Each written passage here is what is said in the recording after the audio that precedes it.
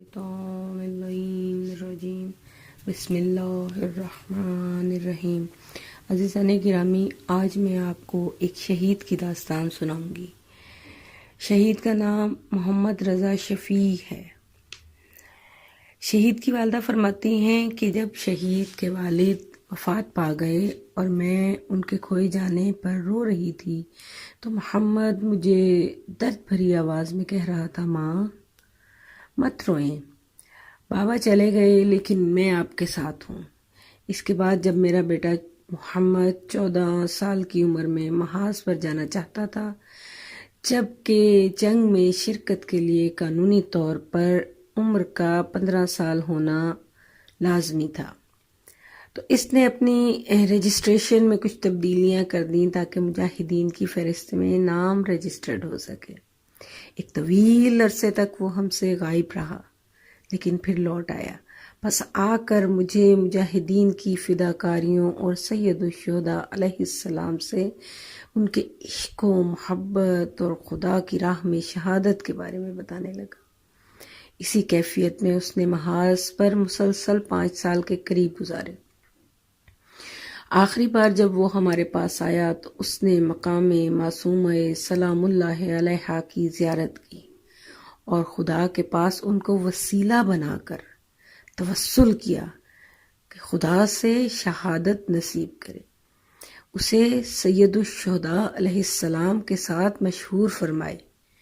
آخر میں جنگ کے لیے نکلتے وقت اس نے بڑی گرم جوشی کے ساتھ مجھ سے مداح کیا، جیسا کہ جانتا تھا کہ اس بار وہ نہیں لوٹے گا، اور مجھ سے کہنے لگا، فی امان اللہ ماں، ہماری ملاقات اللہ سبحانہ و تعالیٰ کے پاس ہوگی۔ جو ہی وہ گھر سے نکلا میرے دل میں آگ کے شعلے جل اٹھے۔ جب تک وہ مجھ سے دور نہ چلا گیا میری نظریں اس سے جدا نہ ہوئیں۔ چند دنوں کے بعد میں نے اسے خواب میں دیکھا، وہ پھولوں کا گلدستہ اٹھائے مجھ سے کہہ رہا تھا، ماں یہ تحفہ آپ کے لیے ہے، اسے قبول فرمائیں، اس کے بعد آپ کی آنکھیں مجھے کبھی نہ دیکھ پائیں گی۔ حیرتناک حالت میں فوراً میں خواب سے بیدار ہوئی۔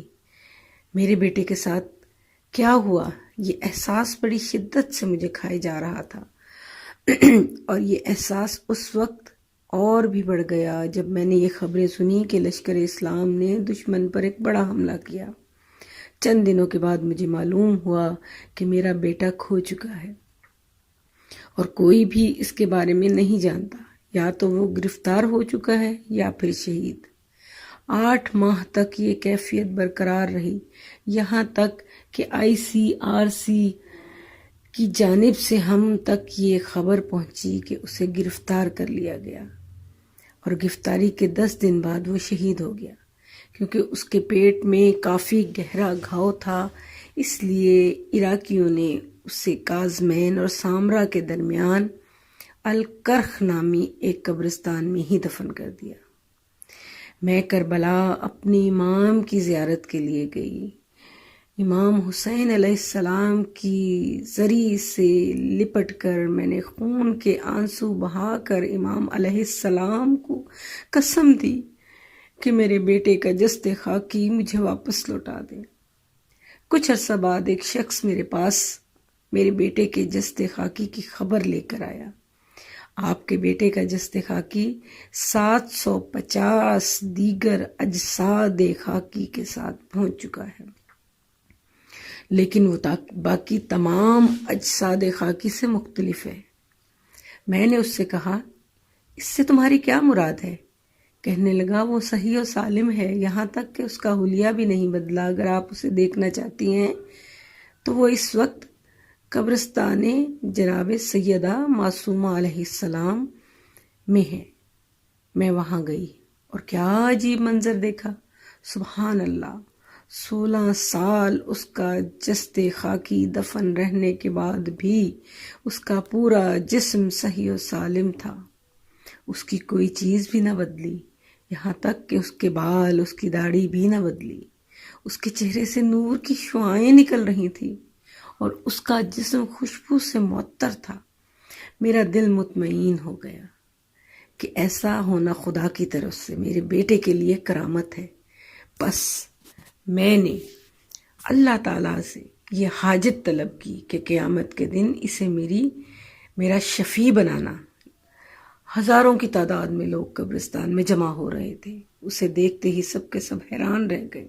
ایک نوجوان کھڑا ہوا اور لوگوں سے مخاطب ہو کر کہنے لگا، میں آپ لوگوں کو بتاتا ہوں کہ کیوں شہید کا جسم صحیح و سالم رہا۔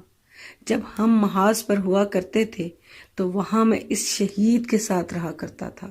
اللہ کی قسم، شہید سے ان کاموں کو انجام دیا کرتا تھا، چاہے کتنی ہی مشکل حالات کیوں نہ ہوں، وہ انہیں کبھی نہیں چھوڑا کرتا۔ وہ کام یہ تھے، شہید جمعے کا غسل کیا کرتا، شہید زیارت عاشورہ پڑھا کرتا، سید الشہداء علیہ السلام پر آنسو بہایا کرتا۔ وہ ان آنسوؤں کو اپنے ہاتھوں میں پکڑ کر اپنے بدن پر ملا کرتا، نماز تہجد کو لازمی طور پر پڑھا کرتا، ہمیشہ وضو اور طہارت و پاکیزگی میں رہا کرتا۔ اس دعا کے ساتھ کہ اللہ تعالی ہمیں بھی ان شہیدوں کے نقش پا پر چلنے کی توفیق عطا فرمائے۔ ربنا تقبل منا انک انت السمیع العلیم، اللہم صلی علی محمد وعلی محمد۔